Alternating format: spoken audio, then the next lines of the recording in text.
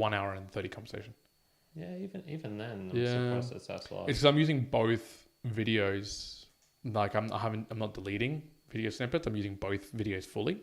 So I think that's adding to the load. Showing both of you at the same time? No. So I've got. So I tried something different in this particular one where I don't have any cameras on me. Okay. Both cameras were on him. And so I left both cameras on him the whole time. But as I'm editing it, yeah, I just take out snippets of one when I want to show the other view. But I keep one view the whole time block, like a big block. Okay. So I think it's because I'm leaving one big block of video for an hour and 30 minutes. And then the other one for, let's just say, 30 minutes. Yeah. Maybe it's summing up, but... Maybe you should change that. Yeah, I might just like snip away the bits that I don't need. That way there's no like a double up. Yeah, I wouldn't. That's a big file, man. Yeah. Like I was like, oh, it's gonna fuck around. It's a very, very big file. Yeah. All right. Okay, that is on now, and it should have been on for a little bit. Should just check that. But yes, coming through. are we on YouTube or not yet? Yeah. No. Oh, we are? Cool. Yeah. Yep. Check. So yes, I for the mere mortalites who are in the live right now and they're listening in, saying to Karen about the run this afternoon. I almost did a sub 7 minute mile. Is that a good thing, folks out there? No, because it's a mile. If it was a kilometer, I'd be impressed. But a mile is disgusting. Sub 7 minute kilometer, that's impressive. That's impressive, but sub 7 minute mile. Nah, get out of here. No. I knew it. Unacceptable. I knew it.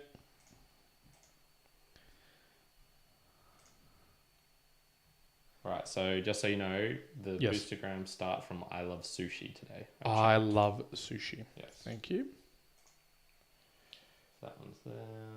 Have I actually... Good thing you said that because I don't think Because you always get it wrong. Yeah, I always try to go off the fact that mine says like there's Well, you even new get the messages. date wrong.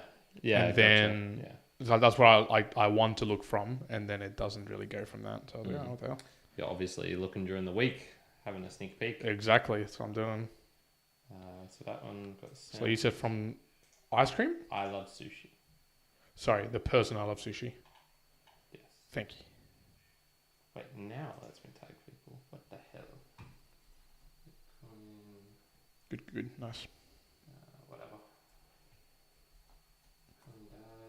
Come, Dad.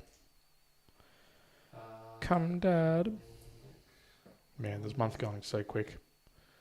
Unbelievable. And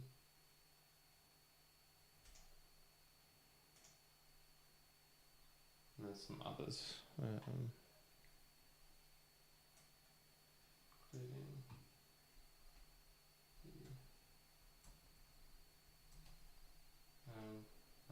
can you... I'm scared. There we go, nice. Cool, alright, so I'll tweet this out. That one is now live. It's a live son of a bitch. Sent money to Joey instead. Thanks for organising. Good. He'll make better use of it. I only just saw your message. You did that today. I just sent it. Oh, did you? Yeah, like 20 minutes ago. Nice. Just while I was waiting for you to come. Good. Alright, I think that's all good other than just checking this again. Oh, and I should bring up the audio, make sure that I record this episode. Yes.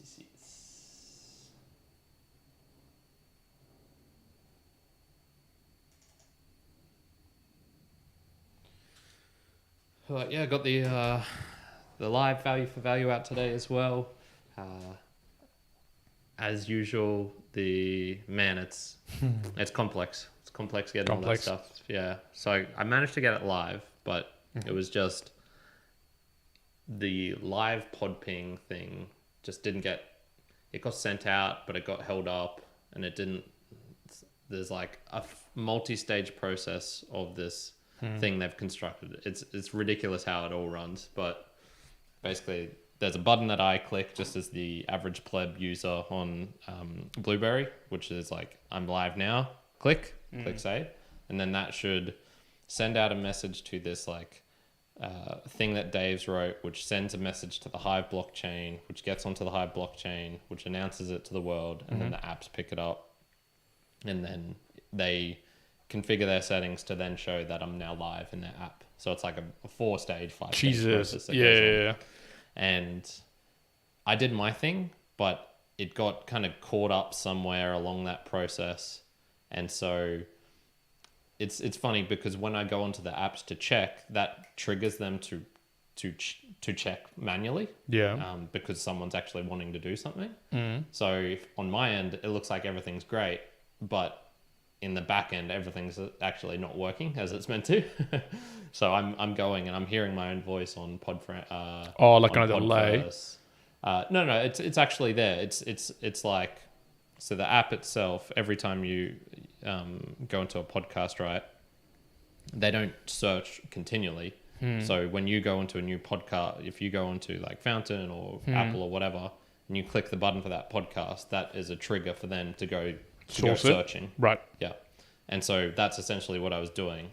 If I had just gone live and not checked anything, nowhere would have knew I was live. But because I was actively going and searching to check if I was live, it then made me live. So yeah, it was kind of funny. And then there was still a couple though that weren't working 100%. But for in future, so you don't have to be the one pinging it to make it live. So in future, what should happen is it should just automatically work, all of it, and so I could just hit the button and then just and it should be going everywhere. It should be going, right? But I mean, I'm probably going to be checking this anyway just to make sure. Absolutely, yeah. At least for the next couple of weeks, definitely pushing the new frontiers, dude. Yeah. I think it's helpful.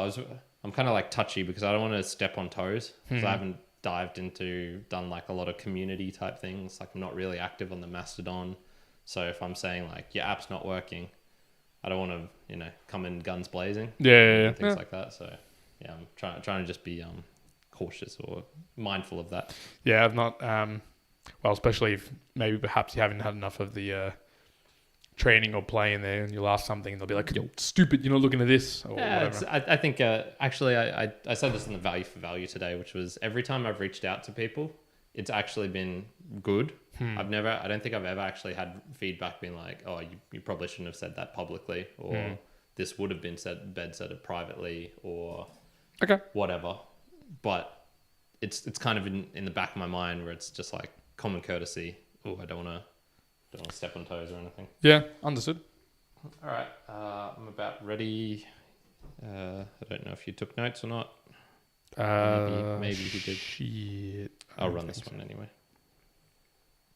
I don't think there was anything in particular that I needed to do. Yeah. All right. Cool. Ready? Cool. All right. Here we go.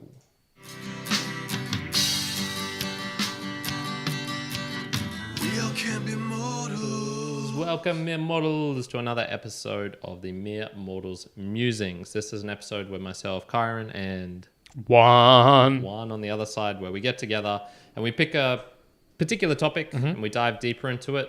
I want to actually start saying, so, there's now episode 401. We've crossed into what? Are we still saying the date?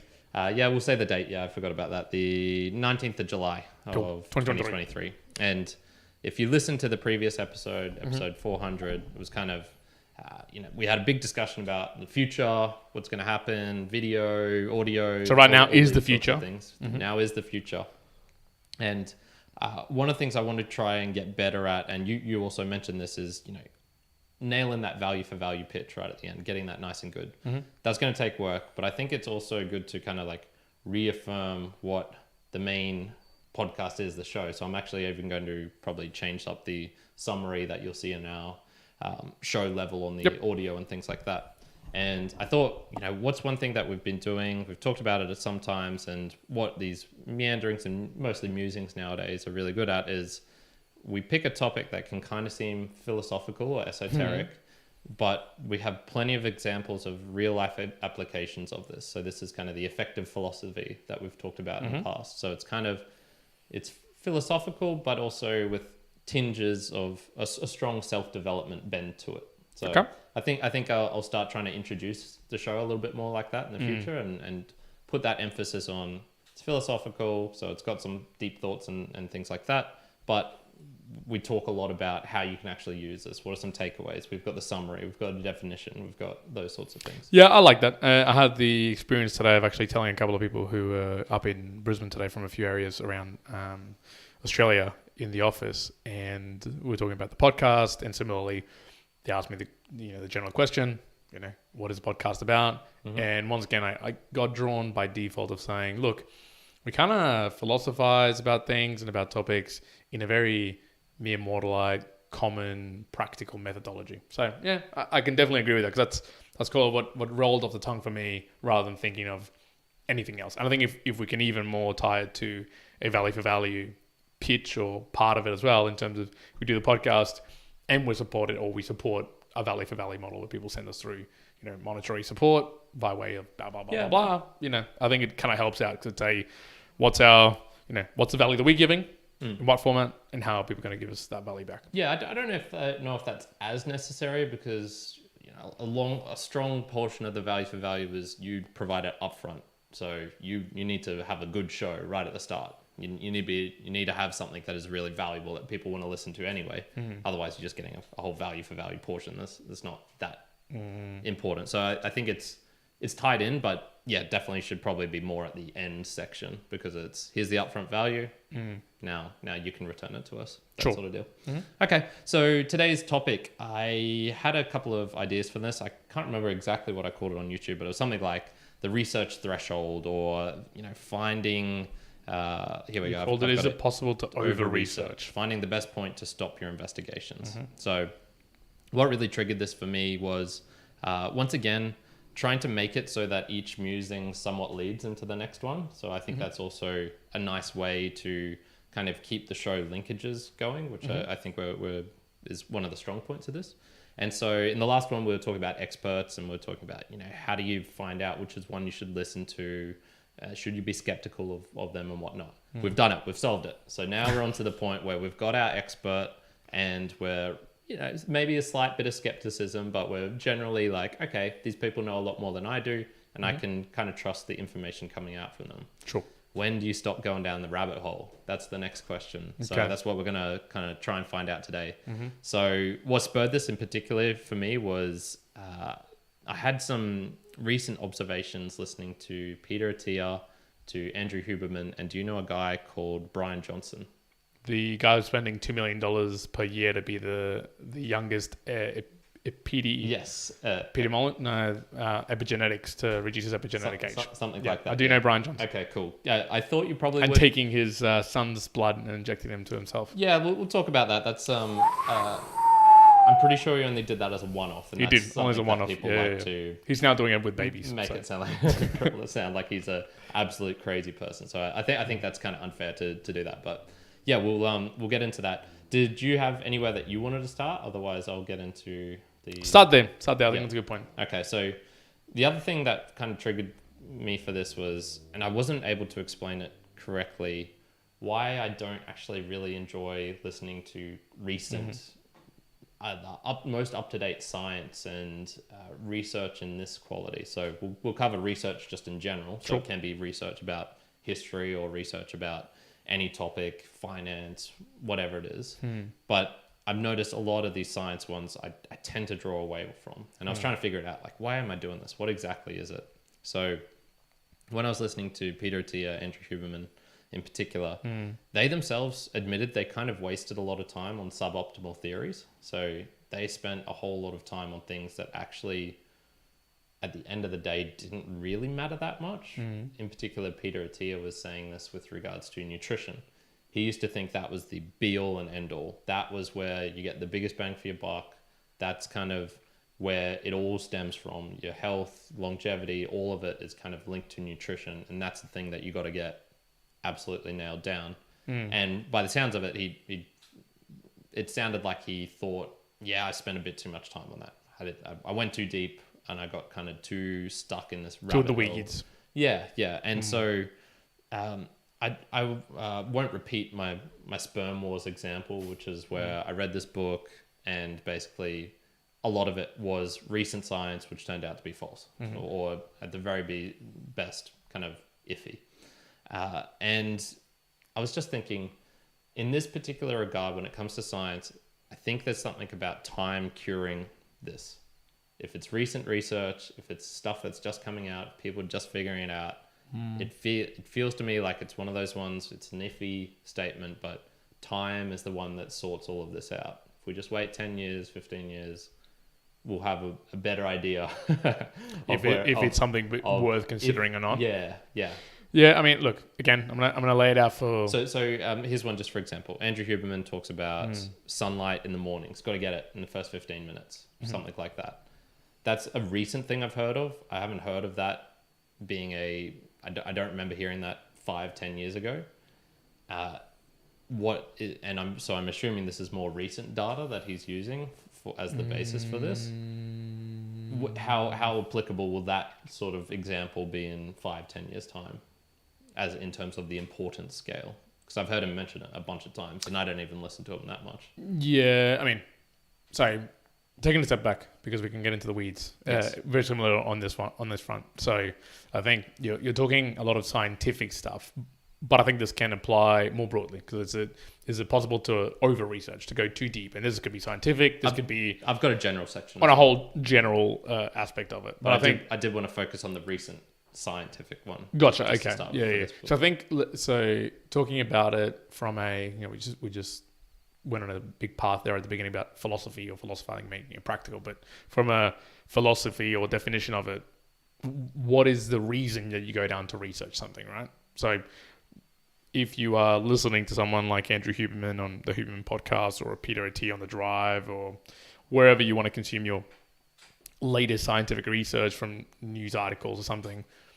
you're either doing it for, I'm assuming, an outcome or a practical basis in terms of, let's just say you're overweight and you want to know, okay, cool, what are the actions that I need to take to do something? Usually has a strong utility aspect. Yeah, utility. That it's less probably apparent, I would say, for most humans, for mere mortals, to just do it for, just a learning perspective. Although, I probably fall in the camp where I will oversaturate myself with the information for fun.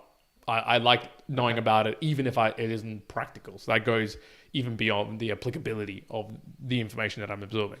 But for the using it and applying it, it's, you probably don't have to go that far. Now, in saying that, with that exact example about Andrew Huberman, I guess he's popularized, or at least made it more apparent and easily consumable about hey, you should be getting sunlight in the morning. And is it recent though? I would call that out that it probably isn't, because I've heard of there was a way ages ago, I'm talking like when I was in high school, maybe even younger, around people getting the glasses on and the blue light blockers during the day and wearing it for nighttime. And I remember reading into, that's why you don't try to get too much blue light at nighttime so you can sleep better around the light. But I remember at the time, even people talking about it in articles or just in conversation that, but make sure you don't wear blue light blocking glasses during the day because you need blue light during the day for X and Y and whatever else. So, that's a good 10, 15 years ago. I must assume that it's probably even older than that, the research of the information. It wouldn't sound to me like, I think there's two different things there. I think the information, if we really looked into it, now we're not looking at it right now, mere mortals, so maybe we are wrong, but it's probably older than what we imagine it to be. I think it's just it's becoming more popularized in the apparent day and age, right? There's someone giving it a very hardcore lens into, hey, this is of importance. You're kind of suggesting that maybe it might not be that, but it might be something else that an Andrew or another scientific who's in the popular media might portray something and go, 5 years time they'll be like, actually, yes, it is important, but it's like, it's comparable to not keeping the phone in your pocket. Maybe it's something to that effect, right? So it's like, okay, maybe it wasn't that important to be talking about it all that much. And so I agree, there could be that potential for it, but that can also be the case for things that have stood time immemorial, might also be correct in the statement that I made. Let's put an example of something. I'm just trying to think of something. I might just make something up. Let's just say 200 years ago, someone wrote and said, hey, eating beans and legumes and whatever else is really good for you. And it's stood the test of time. And so you might read it, see it from the 1800s, and you're like, oh, freaking fantastic. Like, this is awesome. I know that, and it depends where you read it. David Sinclair, a few others. Literally depends where you read this at the moment. Some will say, avoid legumes, avoid beans, don't ever eat it. It's really bad for big list of reasons. Okay, yeah. Go read another book or another article, listen to us. Legumes and beans, fantastic for all these reasons. Now, if you look back at 200 years ago and they say, well, it's this, all of a sudden you've got all this new research that some suggest it's bad, some still suggesting that it's good. Now, do you then go, well, shit, that one from 200 years ago, well, that was just a load of trash. So, maybe it is because of the new research. So, if you're suggesting that maybe some things have been time immemorial, but then they change, would that go, okay, well, that information doesn't hold true anymore? I think you made a good point there, which was the popularity aspect. I hadn't really thought of that before. And maybe this is the problem that I have with these sorts of, I guess, like experts or the data or science. And it might not be that they're relying on the recency of the scientific studies and those that I find kind of questionable, much like the Sperm Wars book was very much about, looking into sperm. And that was probably, they weren't doing that 100 years ago for sure, because there was barely microscopes back then. Mm-hmm. So maybe it's just because it's popular, and you see this particularly with you. I'm glad you mentioned the legumes, because the nutrition one is ridiculous for this. The food pyramid, and then there's, eggs are bad for you. Now they're good for you again. The cholesterol they got is good. Now it's bad. Now it's good. Now it's bad. Yeah. And it's just this kind of flip-flopping all over the shop. You can't get your head around it. And I get it. The human body is a very complex thing, and trying to find averages amongst 500 people, let alone, 50 million or whatever, is a fool's errand. You're not going to be able to give advice for a broad swathe of people like that. At the moment, I think sugar's under attack. In 10 years' time, let's see where that is. Maybe it's fat again. Maybe it's meat. Carnivore is popular now. Maybe it'll be meat in 10 years' time in the firing block line. Well, and here comes to another point, and there was a good thing that happened, and I was glad that I found out. So again, it's possible to over research. And I'll give you an example, again, scientific, of something where, at the it has different layers to it, and I stopped at a particular layer and being happy. And I guess it's to what layer do you get, whether it's scientific or otherwise. But here's a scientific example. Mm-hmm. Did you hear on the weekend, me and Karen attended a mate's bucks about the conversation of, hey, did you see that they've linked Coke or Diet Coke to cancer or being a cancer? Right. Two of the guys were talking about it. So one of them said, oh, did you see that this is linkage? The other guy said, oh, they've been trying to make that claim since the 1940s. Yeah. Okay, so straight away, I was like, oh, okay. I haven't really looked into it much either. They're talking about it. Maybe people at home have listened to this, have heard this, have seen some details. Then I saw a social media post a few days ago, right? And it incensed me. I went, nah, I must be getting old, dude. This is, you know when I'm young, when you're young and you see something or whatever, you let it just flow through you. Yeah. This was one of those where I was like, I need to act. I need to do something. I need to tell people this is wrong. And I actually made a post, and then I deleted it like a minute later. Okay. Only a couple of people saw it. But if you saw it, wow, well done. It was there for like seconds. But people had seen it. I was like, oh. Now, this particular post, it was from, I think it was Puberty. I think the Instagram name is. I'm going to get some of these names wrong, or I'm not going to get the exact right. And that's fine, because it shows the research that you need to do. And the post in particular said, Diet Coke linked by the WHO to being a carcinogen or having carcinogenic properties. Yeah. Now, it specifically was talking about the aspartame. Aspartame in it? I think that's how you pronounce it. I don't know. Aspartame, ASPR. Man, however you pronounce it. That. Now, I kind of heard about it. Now, I heard, people talking about it the Bucks night. And I went, okay, here it is. A post, a social media post. And then the comments, as you would expect. Well, I knew about it. You're killing us, whatever.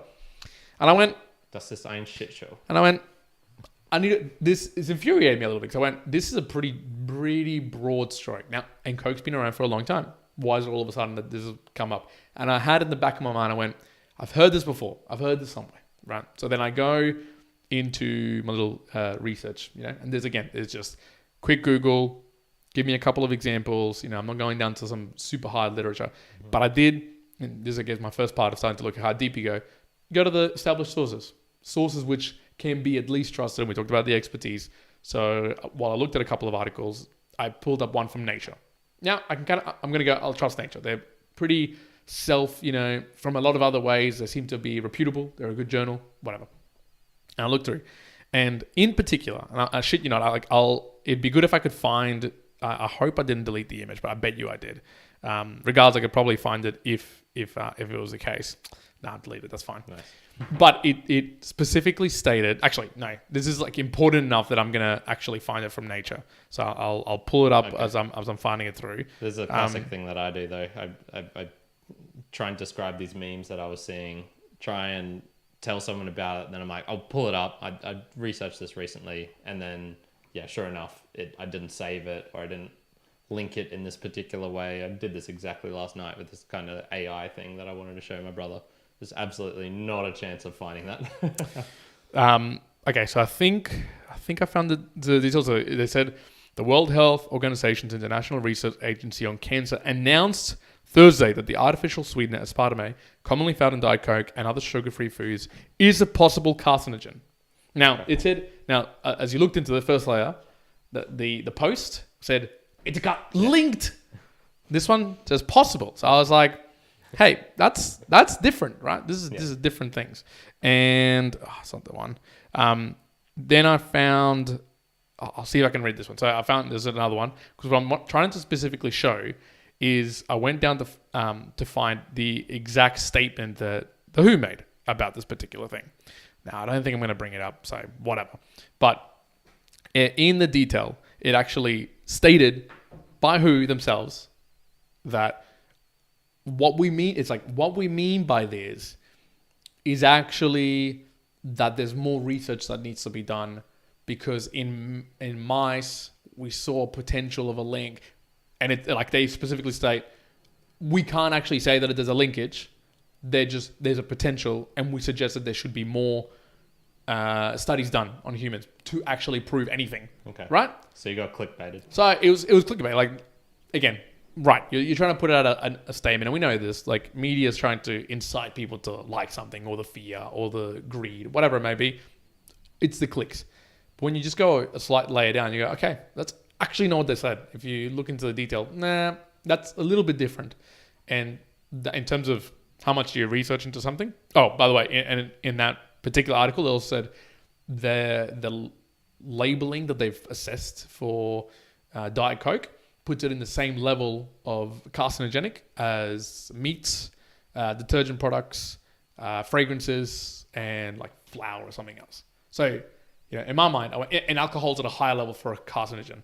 So I kind of went, okay. Why are you not complaining about the other stuff then? Like, if you're getting like real up and in with the Diet Coke, man, you're eating plenty of meat. Why not call it out again? Yeah. But and that like inside of me, I was like, I need to post about this. What the hell? So what'd you post? But I posted like a picture of I reposted the story that they had, and then I posted a screenshot of the article from Nature being like them saying completely the opposite. And I was like, you should probably look into this, like, into the details. How funny. I actually tagged them in Immortals podcast, but then I deleted it. In any case, I was like, oh, this is a perfect thing to raise up here, because I go, in all scientific things, here's some new data or new information that's being posted out. Might be, referencing some older data, because in my little Google there, I then found a 2005 post article from Nature about rats and aspartame. So, it might be referencing some older stuff, but again, it's, for me, in terms of deciding the difference between how, am I going to act on this information all of a sudden and never drink Coke again? Not particularly after then looking at that level of detail and go, well, if I was to do that rationally based on that info that I just saw there, that would be the equivalent of also saying, well, if I'm not going to do that, I'm also never going to drink alcohol, eat meat, and use detergent products. Okay, so that would have to be the same rationale. So I went, okay, perhaps not. I'm not going to drastically change my mind.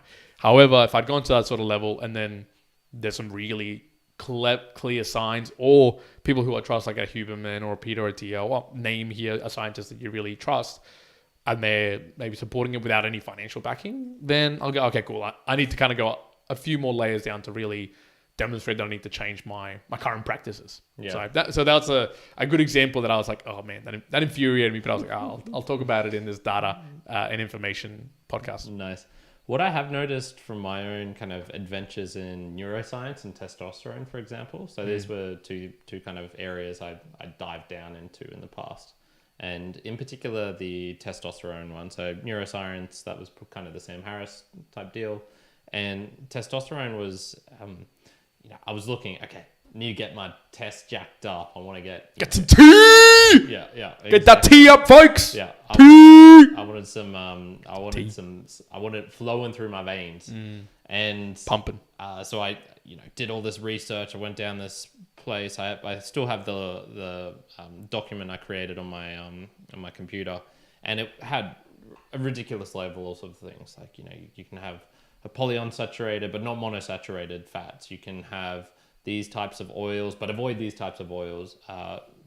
Don't want to touch the EPA on receipts. So for ages, I was getting my mum, every time someone handed me a receipt and I was with my mum, I would make her pick it up. Man, or I would reducing your mum's testosterone. Yeah, exactly. Sorry, mum. That's the reason why she's not jacked at the moment. All this sorts of stuff. Like it was to the point where even my brother was like, why are you getting me to pick up this receipt? And I'm like, I don't want to touch it. And so I look at that and I go, wow, did I go way too far on that? Because I don't think it made a difference in the end. And if it did, those actions were minor. Now, once again, counterfactual. Did it actually? Well, I wasn't measuring my testosterone on a day-by-day basis or even on a year-by-year basis. So I don't know. I'm going based on feel here. And this was one where I can kind of say like, okay, I feel like I went down the rabbit hole a little bit too deep on this one. And once again, a lot of this was the recency type or popularity type things. I think a lot of these, I think that's probably the best way to put it. It was the popularity type ones. And so looking now at, I kind of investigated Brian Johnson a month ago for some reason. It was just, he popped up and I'm like, yeah, that's an interesting story. Watched half a podcast episode with him, I think with Tom Bill Yu. Yes. Watched just a day in the life vlog type thing. And I went, man, does this look exhausting? I was going to say, that's not a life you want to live. No. It is, the complete opposite of kind of my mentality. And just for those who don't know, so this guy, Brian Johnson, he's trying to make himself as young as possible. I believe he's in his 40s or 50s. And he's had a biotech company, sold it for a bunch of money. And now he's using a lot of that money to do all of this like ridiculous research on diodes in his hair to make his hair grow. So many things. I think so he's many taking, hundreds of vitamin pills a day, has to sleep at this exact, I think he's got it down to the exact kind of minute that he needs to be in his bed, in his, temperature, climate controlled room. This is too disciplined, isn't it? It's a lot of discipline there. Yeah. Like, kudos to the dude. And I, from what I gather, if this is how he gets joy in life, like fantastic, awesome. I'm glad it's not me, but because it seems so tedious. But if he's getting enjoyment, that's awesome. I suppose the aspect for me though was when I was looking at it, I'm like, where the hell is this guy getting all of this data? Like, where is he finding out all of these things? How is he passing out which one of these 100 different things that he's doing is actually making a difference? And once again, we talked about this once before on the kind of epigenetic age, and a lot of the people from my view, it seems to be like they're the ones who are creating the metrics that indicate that what the epigenetic age is. Exactly. Yeah. Because when I look at the dude, I'm like, you kind of look like you've had a bit of Botox, and you kind of look pale. And because I'm guessing he's not getting that much sun, because I think in his protocol, sun's not that good for you, maybe. Or I don't know. I've never checked into a blog. He's a very pale dude. So I think just getting to the kind of core of this recency or this. I actually think as well he has like a group of doctors who run through all the data. Oh, 100%. Tell him like, do this, go and do that. Yeah. So, this is probably a perfect example for him, because he can find out when he's gone to this podcast. It's a perfect example. Well, I think his run rate is like $2 million per year spending on all the things that he does, which, again, not any mere mortal is going to be just laying around value to do for that. value. Send that straight through to us, mate. Yeah, we'll get you sorted. We'll give you more value back. So I think with me, it was kind of probably, and this is maybe deviating slightly from the research and going too deep down the rabbit hole, is when you're going to that length, when when you're trying to focus on 50 different things and the sunlight, this thing, I think it's missing what I typically tend to look for, which is the kind of rules of thumb, which will give you the biggest bang for your buck. Absolutely. Sort of getting back to the, chaos theory or cellular automaton and the Mandelbrot set, things like this. Very simple equation, very simple idea or rule to start with can lead to this immense complexity. I kind of want to know what that thing is that's the starting off point, because I think that's generally where I can know, okay, this is going to be the most useful thing for me. Yeah, I think so. When it comes to, and we can probably move away into the generalities over to here, but when it comes specifically to health, science probably in general, the problem that ends up happening, I think, to try to describe it in terms of how you research and get things, is that there is a lot of research and things that you can look into. Whether it's old or new, doesn't matter. You can look into some very specific details. So your example of testosterone, you could have also gone down the path of ditestosterone, DTH. You could have gone down the path of, well, it's not your total testosterone, it's your free testosterone, then it's your estrogen levels as well, because you have to have a balance between the two. And so you could have estrogen supplements rather than testosterone supplements. So you go with, supra doses of testosterone, which is starting to be the thing being said rather than, TRT, and other people say, it's like, I heard in a couple of podcasts, like, oh, I'm just taking super doses of testosterone, which is basically just on steroids. And so there's all these items that you can look into, right? We talked about it there. We talked about legumes or other, supplements, other food types, and they do play a part in some degree. But at the root, and hopefully, whether it's something that we've found for a long time or hasn't, that's kind of where you want to look towards in your research, or at least use that as the basis to them, which I think is what you were saying. But the problem there is, here's another example. For a long time, at least my perception is based on listening to a couple of people, take an example of sleep. It was known that sleep was needed for humans for particular reasons. But it's weirdly very, very recent, I think mostly through the work of Matthew Walker, I think his name is, and a few other people. Like, it's like 20, 30 years old, some of this research about how important sleep is. Was it known 100 years ago? Probably. Like, you kind of got an idea that if you sleep well, it's going to do good. There's probably some research about it. But it's now so evident in the core foundation of, you talk about testosterone or how I'm not feeling well because of this and whatnot. Shit. Yes, you could be taking a supplement to maybe improve by 10%, but differentiation of a good sleep far outweighs anything you could do. And so that kind of becomes, okay, well, that's an absolute bedrock from a health fitness perspective, or if you want to talk about it from a more scientific lens, that's an aspect that if you're doing without, well, the rest are trivial. And I heard this particular quote from Tim. Tim took it from someone else, Tim Ferriss. I don't know who to attribute to it, but I love it, which is focus on the critical few and not the trivial many. And I really like that. So the critical few would be like, okay, well, you look at your sleep, you look at your exercise. So you mentioned Peter Attia. He got to a point where he was trying to understand, okay, from a health longevity perspective, what's the single thing you can do that's going to do the biggest value for bang for your buck. And he sent out his researchers to go and do some research. They basically came back. They said, hey, it's exercise. Yeah, so it's down. And he didn't believe them. He was like, nah, I can't believe that this is actually a thing. Go back out. They came back in, and again, that's what it was. To almost, and I think he was calling it out now. I don't know if this is correct or not, but he was actually saying from that, at least that analysis, it was almost better to do more exercise and less sleep in that particular example. Oh, now, one likes this. So I was like, hey, yes, this is me. Yes, good. This is what I need. The one thing one. Yeah, so solidified. Over the edge. Now, whether that's like correct or not, I don't know. But it actually puts it in the position of, hey, exercise and sleep. Hey, they're super massively good. In fact, maybe it's even much better than nutrition, right? Get those two right. You probably don't have to worry as much with your nutritional aspect, perhaps. Now, again, that could change. But there's going to be the critical few that you focus on. And then you do the research that's applicable to them from a scientific perspective, because you're going to get your Pareto principle style. That's where all your 80% of your value is going to come from. Hit those. Yes, you can find and look into the other peepholes of things, but that's a trivial many.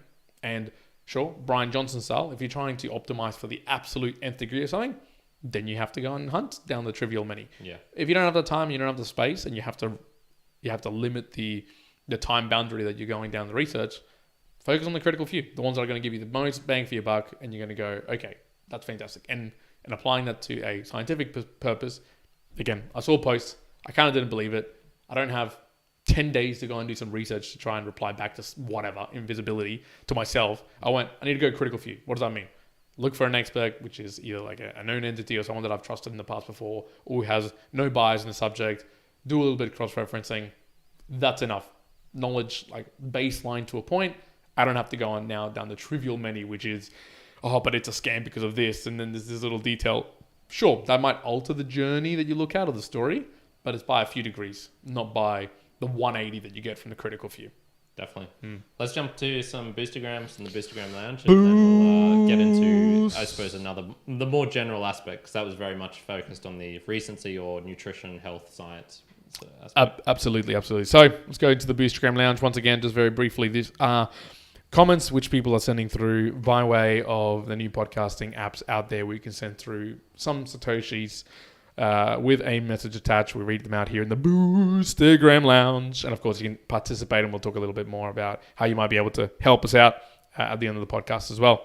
So we'll start it off with I Love Sushi, love with LUV. Says, so glad to see this episode appear in Fountain's promotion slot. I picked up new things in the second time through, and your Australian accent is always an added bonus. Well, mate. Yeah, mate. Thank you very much, mate. Now, I don't think I've got an Australian accent at all, but perhaps I do for some of the international folks. I've been to the USA quite a few times, and almost every time I'm there, people say, whoa, you're Australian. I go, geez, I wouldn't have thought that, but there you have it. Here's a funny one. I was chatting with this Colombian girl in the gym yesterday, and I was really nailing down. It's the first time I've really properly asked, hey, when you hear me speak Spanish, do I sound like an Australian guy speaking Spanish, or do I just sound like an English-speaking person speaking Spanish? Mm-hmm. And for her, she said the generic English one. Now, and by English, I mean an English speaker. What the fuck you laughing at one? And the outcome from this was, okay, that's funny, because when I heard her speaking English, I could tell she was Colombian, much like I can tell when Argentinian is speaking English. I can tell because they use a lot of the sh. So when they're using words like I don't know, wheelbarrow, or I'm not gonna be able to think of it in the moment, they'll have this kind of je sound. Okay. Very much like Mexicans, they've got certain ways of saying certain words. I can pick it up. So yeah, just a funny little thing. Okay. I'm not sure I'm ever going to get cred for being like, holy shit, you're an Australian guy speaking Spanish. Right. Because they just can't tell. They don't know enough about the Aussie accent to then realize, oh, you're speaking Spanish like this, and it sounds you're saying these words maybe slightly differently because you're an Aussie. Gotcha. And I Love Sushi sent through 7,777 sats and using Striper. So thank you very much. Thank you, mate. We got the dependable Dave Jones weekly boost for the Mere Mortal Nation, 12,112 sats sent using Cron. Again, Dave, the powerful Dave Jones. Almost dependable. You missed last week's one, so. Mate, there must have been a problem with Cron. Yeah, but no, very much appreciated. Yeah, once again, thank you very much. Peter, got a big comment here. Good discussion. You've covered my thoughts entirely. I feel like people in general are trusting by default. It's in our nature. I've met complete dumbasses with PhD. I've also known extremely clever high school dropouts. The bottom line is there is no shortcuts in the pursuit of truth. You got to weigh the evidence and figure stuff out for yourself. Science is the belief in the ignorance of experts. Richard Feynman. 38 sat sent using Fountain. It's a big bebe boost there for one. The recent dad. Thank you, Peter. But absolutely, yes. And that was a previous musings conversation that Peter is referencing there. But it's true. I have to meet dumbasses and PhDs and clever high school dropouts. I would also say, just in a flip of that, it also is the context of dumbasses at what, clever at what. And you can get more practical, high school dropouts that are extremely clever, and I guess clever in the maybe breaking down in a problem-solving sense and the like. But equally, you could have dumbasses in the sense of social situations. I know some people who are fucking woeful at social situations. I'm not going to name them, Fuck off. but they can be extremely clever at other aspects. Yeah. Now, do you call it dumbasses? Again, it depends on the context, but very, very good point there, Peter. I'll do this one. So this name I haven't seen before. Excelsior. I've actually seen this. Celsi? This Excelsior? Excelsior. I've seen this name before. SLC is probably that's probably why they have that there. SLC. Mate. Because I was actually trying to look up the acronym of SLC. Right, SLC. Because I'm like, what the hell does SLC mean? We have SLC boosting in. New listener. In my humble opinion, elevator pitch should always start with a newer podcast app with a boost button, then followed up with these are called podcasting 2.0. But I'm no marketing expert, so just disregard. Love the expert talk. I've been musing on this since 2020. We've taken expertise from its natural pyramid structure, few at the top, many at the bottom, to licensed professionals and bureaucrats floating untouchably above the masses. Character limit should be linked to boost size. 21 sats sent using Fountain. Cool. Thank you. Well, first of all, thank you. New booster. You're going to appear on our website now. Closer to the bottom of the big list, but thank you very much. Much appreciated. The pitch, I don't know. There's many things. What I've seen with Chris Fisher doing is people have a big aversion to switching podcasting apps. Huge. I've forgotten that. I've tried to get Juan do it. I see Juan struggling many a time to just be like, I don't want to do this. Mm-hmm. So I think there does have to be an option, and Chris does this really well with it, where he's like, if you don't want to switch the app, you can go onto the Podcast Index website and boost directly from there, which you can do. Mm-hmm. I want to make it doable so that we can do it from our website. I'm hoping that if I say it enough times, I'll actually fucking get around to doing it, because I've been making some big claims out there saying, if you go to this support page, like this support page that I've promised is going to do everything, man. It'll do your laundry. It'll show do you everything. how to boost. It'll probably like make you Bitcoin, like it'll do your Bitcoin mining for you, get you sats to then be able to send to us automatically. The site will do everything. So I will get around to that one day. But yeah. So that's on the pitch side, and yeah, for the experts, what do you think about that one? When you think of an expert now, do you think of someone who's kind of untouchable? I feel like this is more of a US thing, to be honest. I'm not sure where SLC is from, but they seem to have this a lot with their kind of medical professionals. So I'm thinking of who was the guy during COVID, which was the American guy, Peter Fauci. Yeah, Fauci. Like he became sort of like venerated and hated at the same time. Maybe it's just because their political system's so strong. I think that might be it. I think we've taken expertise from its natural pyramid, few at the top, many at the bottom, to licensed professionals and bureaucrats. I think it's because in maybe the hierarchical nature, it's just seen that, hey, someone at the top with power or in a top of a structure should technically know more than those below him. I guess I'm talking, 70, 80 years ago, we're talking factories and other processes. That was true. People who were at the top generally would rise to the top, and they would know every single little thing that was happening in the system. And the system itself didn't change all that often. Now, there is a shift in the lands where things are changing and shifting so much that there is no possible way that people who are incoming into companies or working into spaces are not going to potentially know way more than you, and a myriad of other things beyond the people who are at the top, just by the virtues of what they're learning, what they're ideating on comparison to you. So I think it has changed slightly in the sense that the expertise is starting to get linked up with other attributes that don't actually don't have the current of what expertise should be. It's sort of like it's being thrown in the boat of attributes that actually don't carry it forward. It's just almost like an extra addition that shouldn't be there in the first place, but now it's just become a societal nature to put it as it being an attribute. Yeah, good point, man. So thank you, SLC. We got one from Bitcoin Dad Pod, 4,000 sats sent using Podverse. Congrats on 400 episodes. Woo! Yeah. Some thoughts on horizontal scaling of shows. Chris has talked about how multiple shows are often driven by a need to create inventory for advertisers, and over time create burnout due to the constant need to generate content and release multiple times a week. If you're not going the ad-supported route, then I would lean towards one or two published works of love versus quantity. Great comment. Thank you so much for that.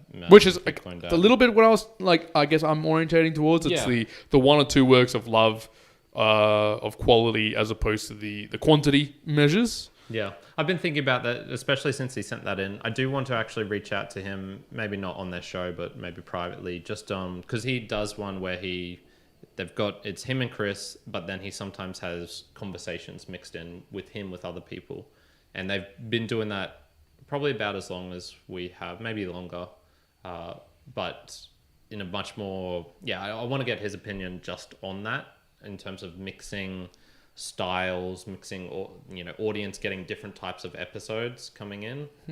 I do want to research that a bit more, because I think there's got to be a blend of, you don't want book reviews, 15-minute long book reviews being mixed up with hour and a half long or hour long episodes that we do. No, yeah, for sure. And then, where does the monthly goals fit into that, which are 30 minutes long, but they're still between the two of us? Where does a conversation fit in if it's 2.5 hours long? Yeah, it's a good thing to think of. And I'm more inclined to move to your point as well, which is, maybe instead of having 6 shows, we've got like 3 or 4. Yeah, and it could be the reality. Yeah. Now, here's one that we'll talk further as well offline. But Cole McCormick has come in strong. He needs that limited T-shirt, bro. He needs it. V for V, and he sends through 50,000 sats. Boom, bar. Through Fountain. Boom! Drops it like it's hot. Sky high. Thank you very much, Cole McCormick. That does put you quite indeed in T-shirt territory. Yeah. Now, first of all, we'll have to get in contact to actually send through that shirt. Fantastic. Awesome. I'll do that. But second point, I actually had a bit of a brief idea around this. I was just thinking this through, mulling it over the last couple of weeks, and I went, there's a couple of things of confluencing. I was chatting to Jeff about the 800,000th Bitcoin block is about to hit very soon, and he was talking about how Monochrome celebrated the 700,000th block being created in Bitcoin by putting a ad in the front page of a news article, news journal. So he had it there when I went actually to go see him, and he was thinking about how to celebrate the 800,000th, and putting a riding on the sky here in Brisbane or doing other things. I was like, that's cool. And as I saw this and thinking through the past weeks, I wonder if we commemorate the 800,000th block in some particular way. I'm tossing this out here. This is not a thought process, but it went, this limited T-shirt that Coleman Coleman's going to get, absolutely. They're never going to be made again. That's reaching 100,000, which is awesome. But do we create almost a custom 10 with 800,000, put some real effort into getting some nice quality material, shirt, hoodie, jumper, beanie, whatever, something a bit different to commemorate the 800,000th, plus our 4 years doing podcasting in some, complex way, kind of sounds like. I don't know, but making it a bit like the first 10 who send 40,000 boost, basically get it. That's it. First 10 that we read out, they get 40,000. Yeah. It's just covering like cost of creation and sending. You'll get it. Mm-hmm. Maybe something to that effect. We can talk about it further. Yeah. But Cole McCormick, really do appreciate that. Absolutely amazing. And for those who don't know, you can go to our website, to the supporters space. Yeah. And for those few, there's only a few, handful, who go over 100,000, although, we've got there some people who've gone well over 100,000. Yes. That you'll get a shirt from us. So it's a bit of a thank you to you for supporting us. And that goes wherever you are in the world, and we'll directly ship it to you. Link is in the bottom of the show notes. And this is actually one where, once again, with the value for value, I think reaching out and just letting people know. I'm not sure he knew how close he was or wasn't to getting a T-shirt, of getting the limited edition. And so this is one where I just kind of reached out and was like, hey, just so you know, and I talked about in the 400, this is how close you are. Check out this episode. And so, once again, one of those ones where I think value for value, a lot of it is about getting over that initial feeling like you're begging, feeling like you're pleading, feeling like you're being intrusive. Well, in that one, it doesn't even feel it, because it genuinely is us giving you something for equal value. Like, we're literally going to send you back again that same value that you spent on something that we've created. Yeah, so, correct. All right, moving along. We got another one from Peter. There's 2,222 cents using Fountain. He says, $10 million offer. Hard no. Never betray your ideals. It's not worth it. You'll make other money. On another note, the Baldy and Muscle Show potential rebrand. Quack. Quack. I wonder if that's what we call the fitness podcast. I kind of liked it, to be the Baldy and Muscle Show. Yeah. There's maybe. There's something. There is something about just calling it Mere Mortals Fitness, or even like you were thinking about or talking about putting it into this one, and with the Bitcoin Dads message, yeah, I'm kind of more amenable to it now than I was before. But yeah, man, just having the muscles and baldy. I don't think it's a bad idea. I don't think it's a bad idea at all. And then we got one here, finally rounding it off, Macintosh. Sorry, I cannot bring myself to boost with the number 400 in it, but congratulations. What an accomplishment. I love listening to you too as you move through this process. At current, if you still have a t-shirt left, next July, doubtful, and you and I both make it to Nashville Bitcoin conference, you can give me a shirt. Otherwise, let's get someone else to 100,000 and give it to them. Thanks, Macintosh, at Generation Bitcoin. And that's 21,000 sats using Fountain. Oh, yeah. Two big ones. Baller boosts from two from big Cole ones and a few. Yeah, and even I Love Sushi was with a big one as well. So a lot of support this particular week gone by. So yeah. So just to answer Macintosh there. Look, you're getting a t-shirt no matter what. If you want to wait until then, I'm like 98% sure that I'll be at Nashville. That's my surety level. If you want it before then, I'll send it to you. This shirt is for you. Why is it 98%? What's the 2%? Oh, just life. Yeah, just life. Yeah, Okay. you know, if things pop up, family stuff, global financial crisis, whatever. You know that. Okay, okay. So there you go, Macintosh. You can you'll probably likely get it in person, but we can send it out earlier if you do want it. Yeah. Either way, it's coming for you. You're not. That shirt is now designated for you. So I should actually go count them, and then I can officially announce how many are left, because that's 2 more gone, people. 2 more. Absolutely. So we're gonna. That's it. That's the booster game. But there's a lot there. So and by the way, for people, if you want to know, I believe we're at the 799,373rd block. Okay, so on Bitcoin. 700 times. 700. 600 times 600 10 something. minutes till. Yep. So 6,000 minutes. How many is that one? No, I can't do that maths in my head. I'll quickly do the calculation It should now. be pretty easy, shouldn't it? 6 hours. That's 100 hours. There you go. Yeah. 100 hours, right? Yeah. Yes, 100 hours exactly. Nice. So there you go. We're 100 hours away from. About 4 days. Nice. There you go. Very cool. But yes, thank you very much for everyone supporting there, and we'll talk about it a little bit at the very end. So let's get back to talking on dialing on deep, going down the information path, pulling up. We need to go too deep. We'll go general. We'll go general now. So I've got this general one, and this is where I was going. Okay, there seems to be a strange thing when you're grinding, and this is just talking about research. So there's, in particular, getting down, okay, how do I know if I'm going too far down a rabbit hole? So we've gone past the nutrition health, the science and stuff. This is just going down the rabbit hole. So there's something to be said about the grinding nature of finding out information, of research, where you get a particular piece and you're like, I don't think this is useful. That was a useless piece of thing. How is this going to help me?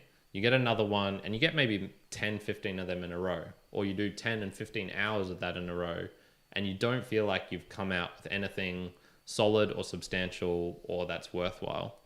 But there seems to be something esoteric about doing that, and then 4 months later, your knowledge will take a huge jump, or you will understand a concept much more deeply, and you don't even really know what particular piece of it is. So for me, in this example, is probably university.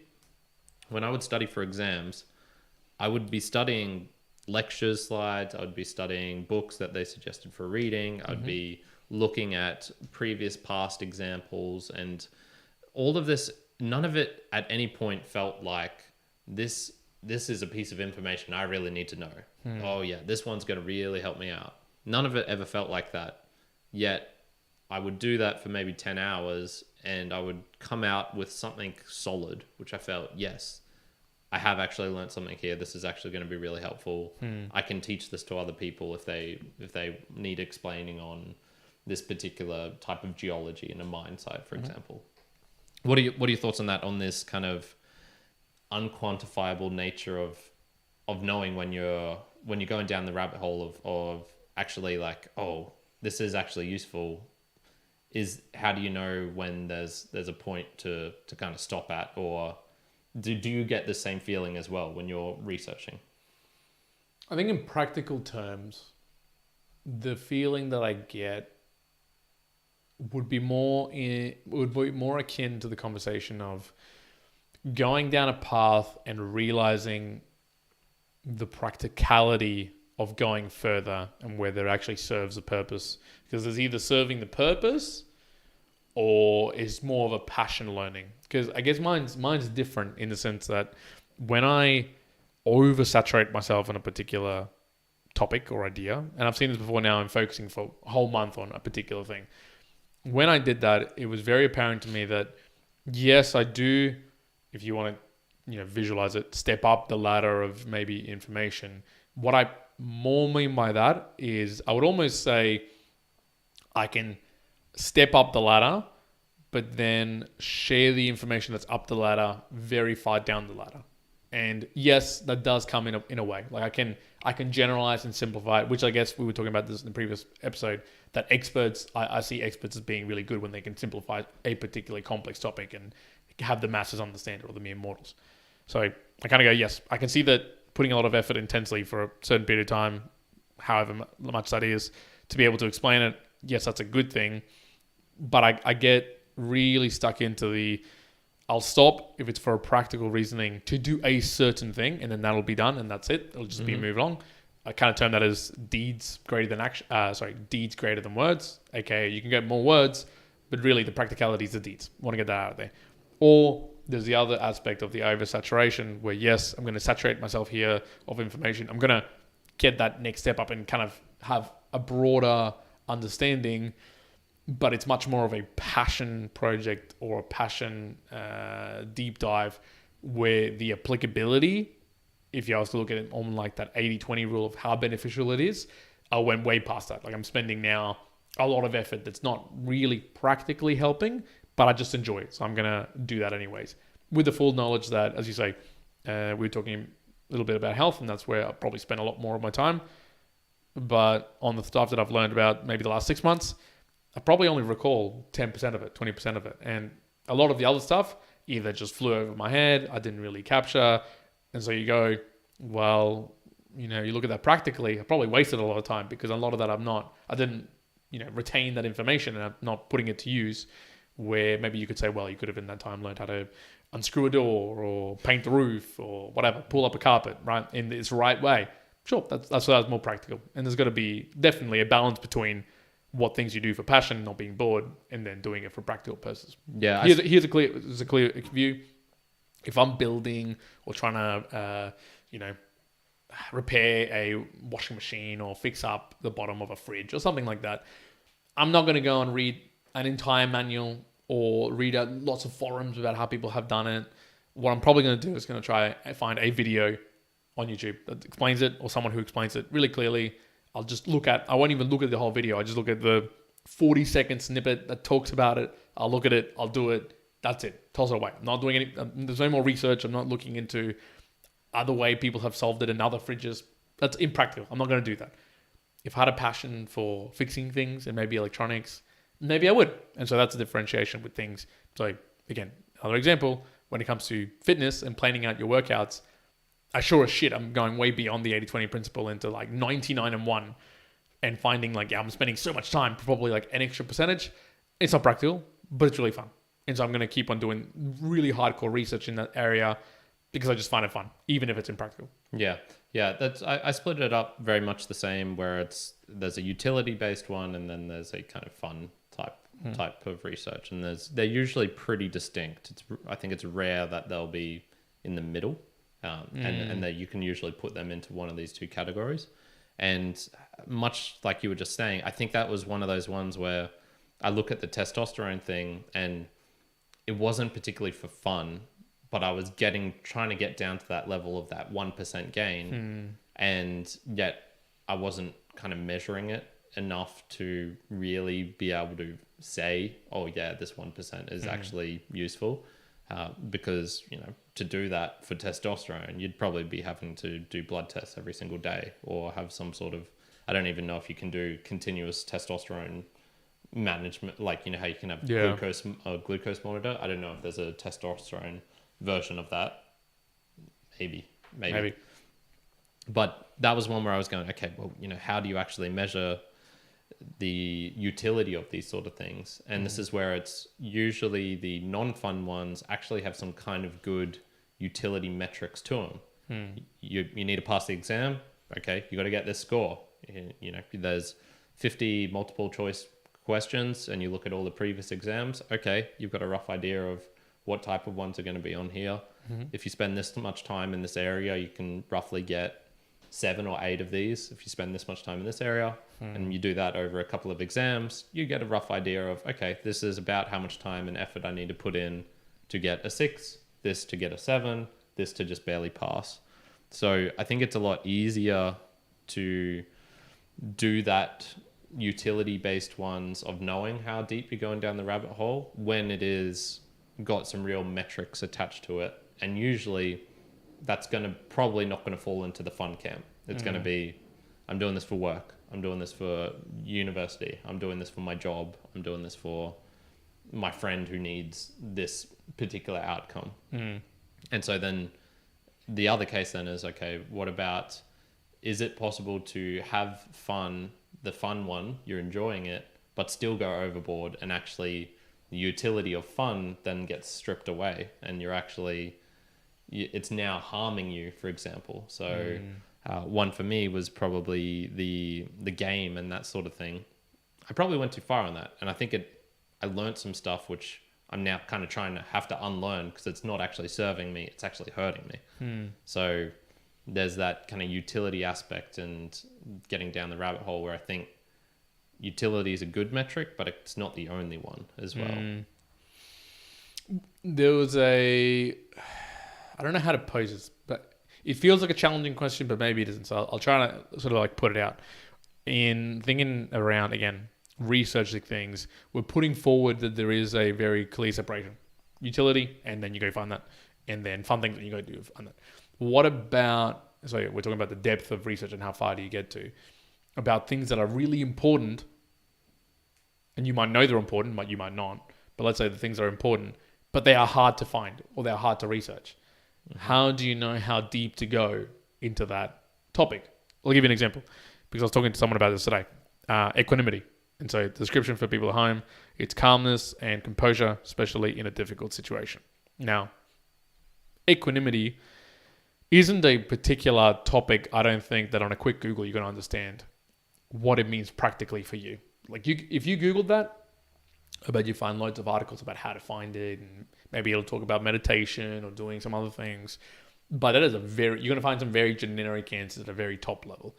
And I think the true meaning, if people think that equanimity is a really good thing that you want to achieve or find, there's some effort. There's like a lot of effort, both in the research and both in you taking actions around it. So you almost kind of have to go down the path of do some research, take some action, so utility, then do more research to get to a deeper level and take some more research, and perhaps you might find some fun in this, and it goes to a really deep level, and then you maybe realize that there's more levels within levels, and it's a never-ending journey, and it's the continuation of the journey. It's actually equanimity, whatever it may be.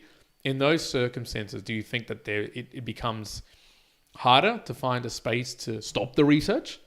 Because I have this feeling with happiness. The conversation of happiness, and even thinking about it myself, I kind of, whether researched or asked a question or thought about it to enough points and did enough thinking about it to a point where the research got me so far, both in personal experience and researching, to go, it's actually not what I should be looking at all. In fact, I just need to stop here, because I'm not going to find any more answers realistically about happiness. I'm actually going to find it with the adjoining conversations and questions in other places, because in doing those deeds leads you back to the happiness that you're actually seeking in the first place. It's kind of like if you're searching for your keys, you search for the thing that is typically associated with your keys, and if you find that, you might find your keys. Sure, exactly. But in this case, I go, here's a topic which I would go, hey, it's important, and you can do a lot of research, and even then you kind of have to, at some point, figure out in your own self that you actually have to stop, because any more research than that, it's not going to bear any fruit. You actually have to go elsewhere. Can you think of examples, or do you agree with the fact that, how do you deal with areas of incredible importance but can be really devilish to research? How do people even recognize how far to go down the path? I don't even know if I'd call that research if it's getting to that stage. Like equanimity, or discovery. Call it discovery. Yeah. Right? No matter what it is, those type of ones, that almost just sounds like living.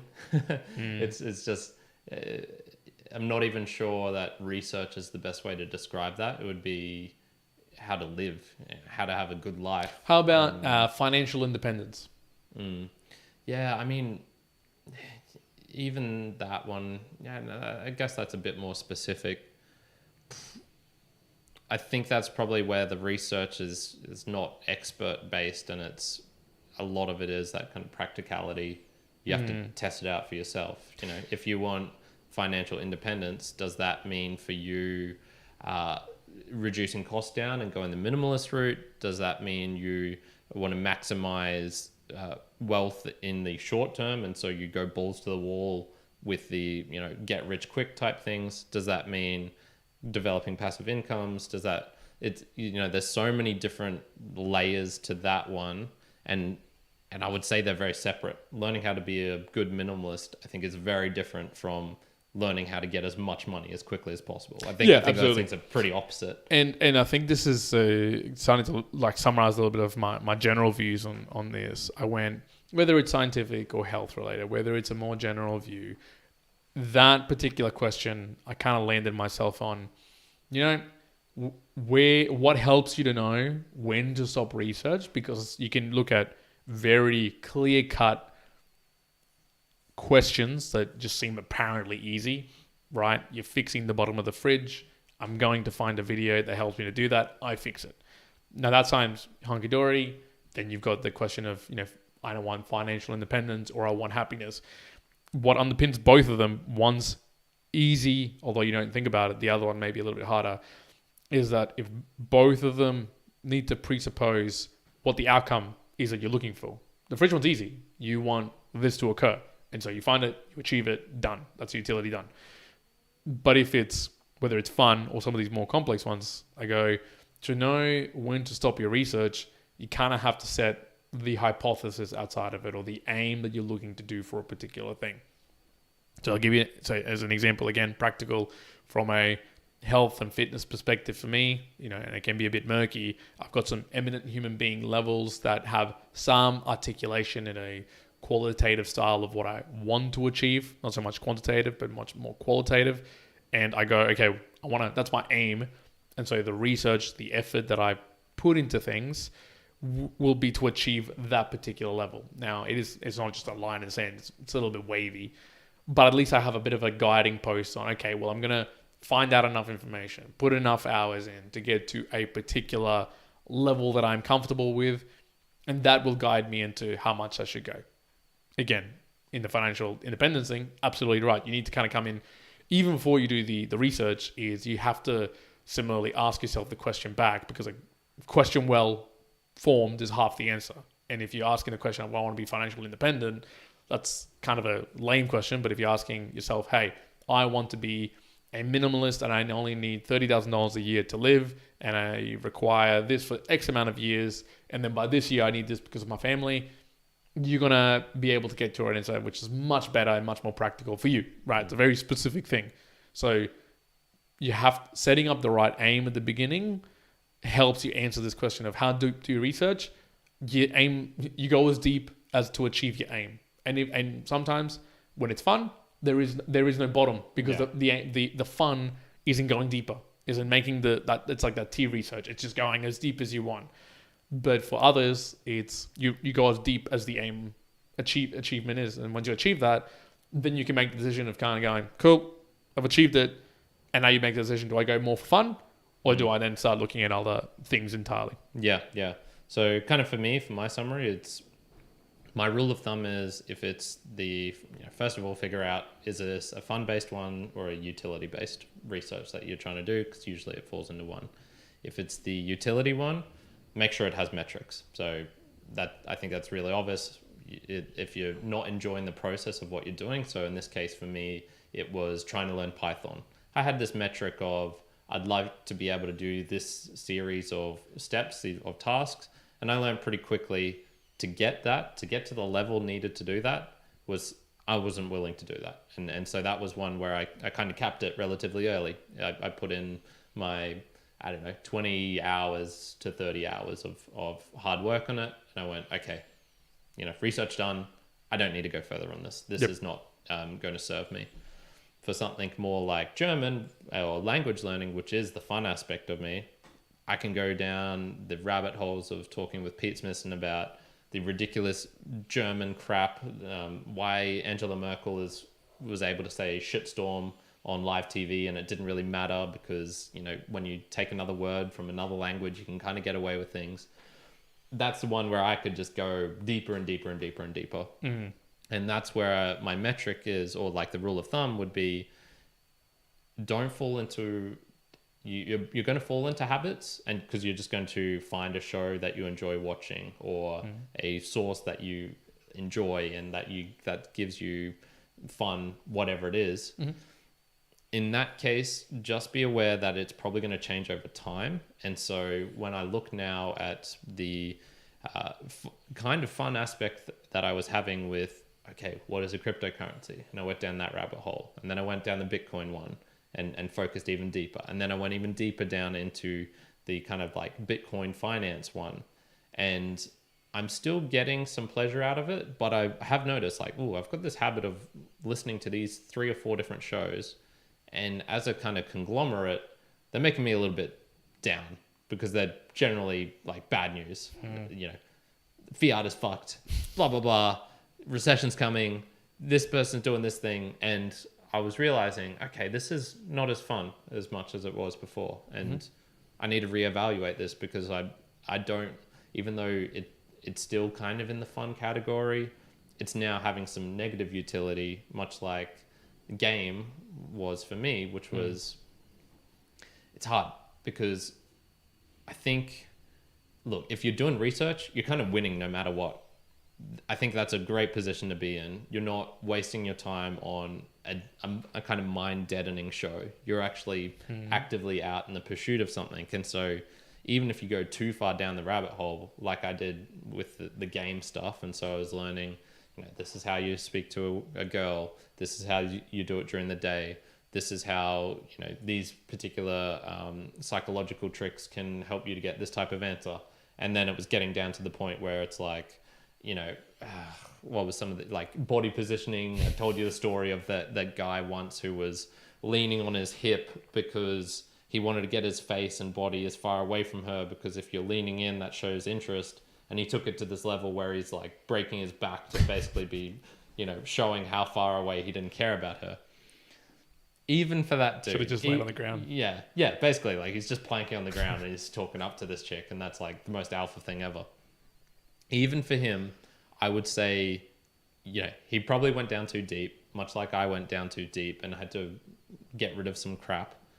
It was still intensely beneficial for me to have gone that. And so if, 0% not learning at all, 180% or 200% I went too deep, I think going 200% is preferable to 0%. Yep. So yeah, that was kind of just my thoughts, where it's like, yeah, if you're researching, I mean, even if you go too deep, it's probably going to be okay. You're probably doing all right.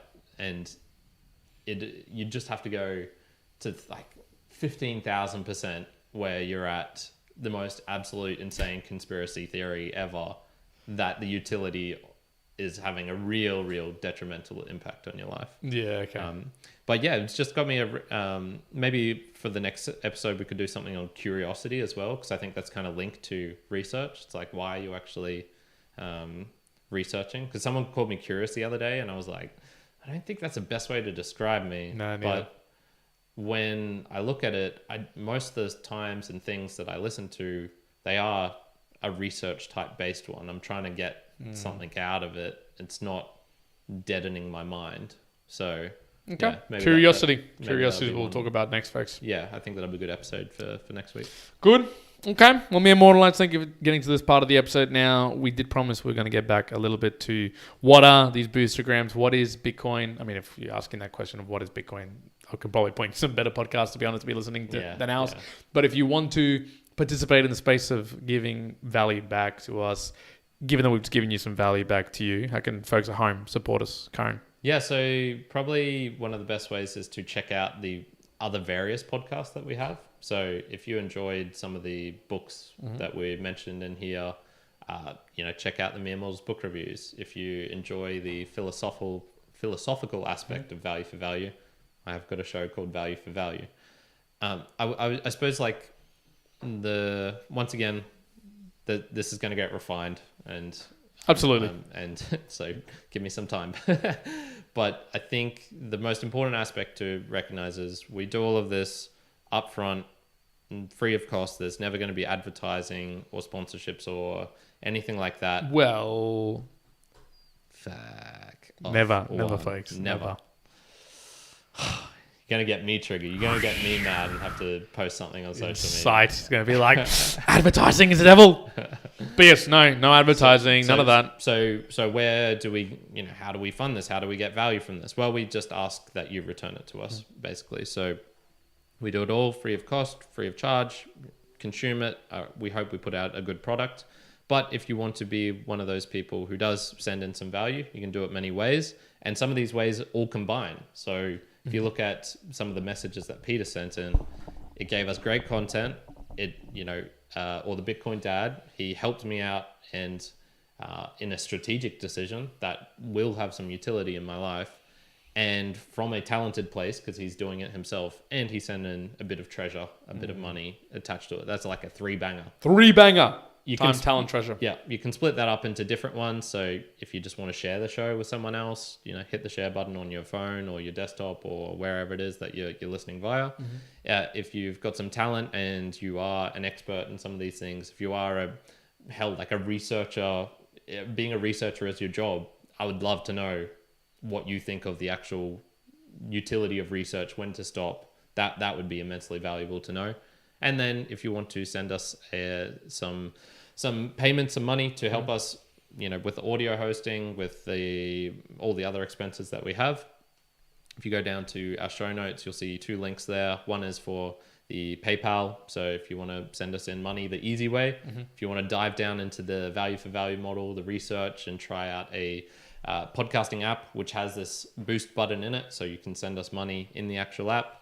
Go to newpodcastapps.com and you'll find a list of them there and just try one out. There you go. So it depends on how far you want to go with the research, folks. You can go real deep if you'd like, or you can go light and you can support us in other ways. So we'll leave it there. Mere Mortal Lights, and for those at home who have been tuning in, once again, we are live at 7 p.m. Brisbane, Australian Eastern Standard Time on the Wednesdays. It is the 19th of July, 2023. We're going to leave it there, folks. I hope you have enjoyed. I can tell you that is UTC plus 10? So plus 10 for us. So that would be UTC 10 Australian Eastern Standard Time, and the actual UTC would be what, 10? Yeah, that would be like 10 a.m. right? Yes, plus 10. Yeah, so 10 UTC 10. There you go. What does UTC stand for? Universal Coordinated Time. So UCT or UTC? UCT, yeah, UCT. I was like, am I getting it all mixed up? Yeah. And with that, folks, we'll leave the Mere Mortal Lights guessing if it's UTT or the UTC. That's it. One out. Going out. Good. Bye. Good. Okay, let's stop that one there. Good. Bang. I'll save that. Close that down. Thank you everyone for joining in. I'm going to end the stream now. Once again, I'll be in the Discord for a little bit in about 5-10 minutes time if you felt like chatting. Peace. Sweet.